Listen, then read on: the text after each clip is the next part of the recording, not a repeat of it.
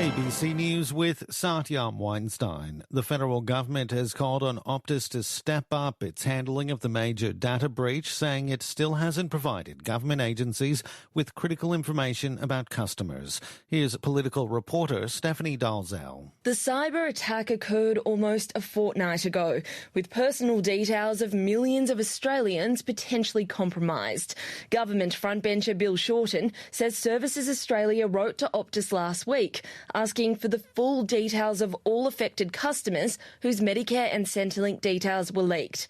But he said in the 5 days since that request, Optus has failed to hand over that data. You know, the drawbridge needs to come down. There's got to be full cooperation here. The ABC has approached Optus for comment.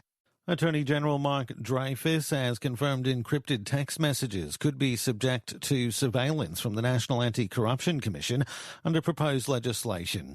The National Anti-Corruption legislation was introduced to Parliament last week and is designed to investigate and report on serious or systemic corruption in the Commonwealth public sector. It would have the powers to search Commonwealth premises without a warrant and would be able to intercept telecommunications and use surveillance devices. Mr. Dreyfus has told Insider's host David Spears that includes tapping the encrypted apps of politicians subject to a warrant. I think everyone needs to watch out. Okay. We don't want corrupt activity infecting our system of government. That's why we are creating, at long last, an anti-corruption commission for Australia. Ukrainian forces say they've taken control of the key town of Lyman. An aide to the president, Volodymyr Zelensky, has posted a video showing soldiers throwing Russian flags off the roof of the main administration building. In his nightly address, Mr. Zelensky's predicted that more areas will be liberated within the coming weeks. The Ukrainian flag is already in Lyman, Donetsk region. It's logical for Ukraine and for the enemy. There will be more and more such mismatches. They, by the way, have already started squabbling with each other. They are looking for the culprits, blaming some generals for the failures. A crash at a football match in Indonesia has killed nearly 130 people, according to police. Almost 200 others were injured after the game on the island of Java, as the BBC's Jonathan Head reports. Indonesian football has very passionate following, sometimes turning violent, and at the end of the match, the Arema fans poured onto the pitch. And at that point, the police started pushing them back and then began to use tear gas. And it seems, but we'll have to see what they find out in the investigation, that at that point there was a dash for the exits. The stadium has an official capacity of around 42,000, and the authorities say it was probably beyond capacity, the crowd that was there.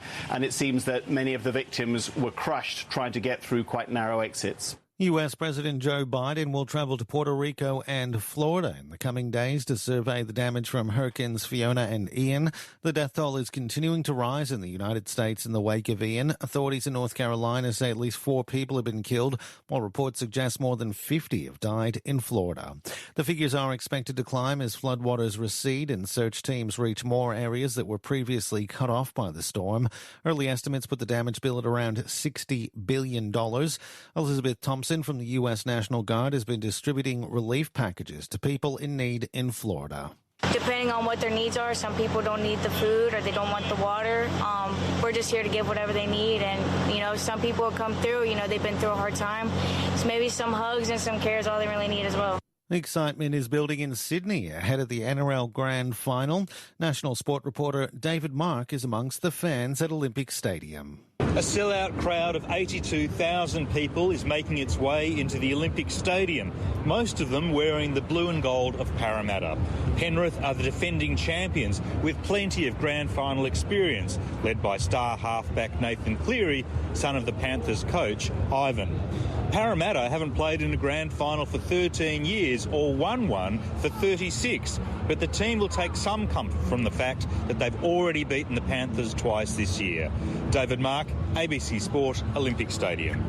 And Football Australia has strongly condemned a small number of Sydney United 58 fans who appeared to perform Nazi salutes and booed the welcome to country during last night's Australia Cup final.